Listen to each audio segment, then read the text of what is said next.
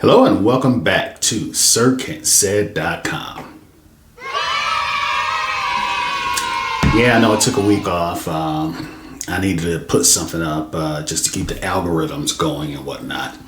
So before we start this video, I feel like I should say something about Hulk Hogan. As many of you may know and give zero fucks about, he passed last week due to a cardiac arrest. And all I have to say is fuck that guy. Fuck his racist, ball spot, party in the bag, spray tan, piss beer selling ass. I hope they send him upstairs as a joke, and once he sees that God is actually a dark-skinned, long-haired dude, then they kick his ass right back down to hell, just for shits and giggles. Yeah, you can take Undertaker and Kane with you too, because you're all just a bunch of pieces of trash. Yeah, I said it. Anyway, I missed a really good movie that was out for like 5 minutes in the theaters. It didn't do very well, but it may fall in that same category as Megan, because nobody thought that was going to have a 2 and possibly a 3, especially since it ended on a cliffhanger. And the movie that I'm talking about is basically a combination of a 3-way between Passenger 57, put some respect on Wesley Snipes' name, Marvel, Bullet Train, and we all love Bullet Train, and Executive Decision. They got together, broke out the Diddy Lube, had a 3-way, and somebody had this movie, Fight or Flight. Fight or Flight stars Josh Hartnett, 90s pretty boy. Now he's more like an action dad. Starbuck, we all know her from the Battlestar Galactica redo on Sci-Fi, which rumor has it they're talking about redoing, which I'm all for. The story revolves around Josh Hartnett's character, who is a former Secret Service agent who beat the brakes off of a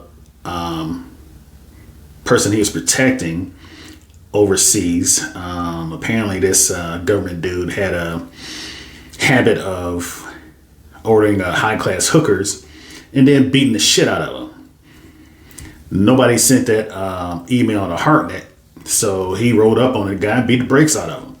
But it just so happens that this guy's brother happened to be the assistant director of the CIA, and he has been ever since sending kill squads after this guy.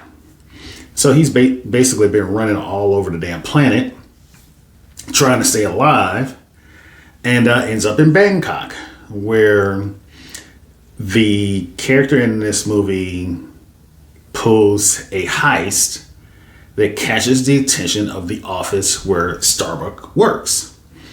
And they don't have any operators in Bangkok. So she has to pull a favor with this guy, Hartnett's character, to get him to the airport on the same plane where they think this character is going to be, and bring this person back alive. Only problem is nobody has any idea what this character looks like, what race they are. Nobody knows. And it just so happens that the flight happens to be chock full of killers. This was just, let me start off with what I didn't like. Shaky cam. It wasn't an overabundance of shaky cam, but it was there. So it's definitely going to lose a point on that. But the action choreography was fantastic. I know Josh Hartnett is not known for doing his own stunts, but whoever did his stunt double work was excellent. I'm sure he did a few things, but he's just not that guy. But they managed to stitch together the stunt work perfectly. You couldn't tell that it wasn't him. This was just a 90s action movie spice dream. Okay, there's one scene in there where they use a certain tool to kill people with, and I'm like, I gotta do that. I gotta use that to kill people with. Yep. Put that on the Christmas list. But all in all, this was a very pleasant surprise. I'm glad I rented it. I was looking for something to watch Friday night after wrestling, and I saw this, and it finally came down from $19.99 to $9.99. So I'm like, okay, well, let's give it a shot. Now, I'm glad I did. All in all, for the lack of titties and that whole shaky cam thing, but this genuinely was a good time at the theaters, and I wish I didn't miss it. I wish I went to go see this in the big screen. I'm really gonna give it an 8. And you can do like I did. You can wait another week and it'll drop down to $5.99 and rent it. And yeah, it'll be a good time for you too if you're an action fan, especially if you're an 80s or not 80s, 90s type action fan. You know, if you love Bullet Train, if you loved Passenger 57 with Wesley Snipes, you will love this movie. Those are my thoughts. I'll see you on the other side.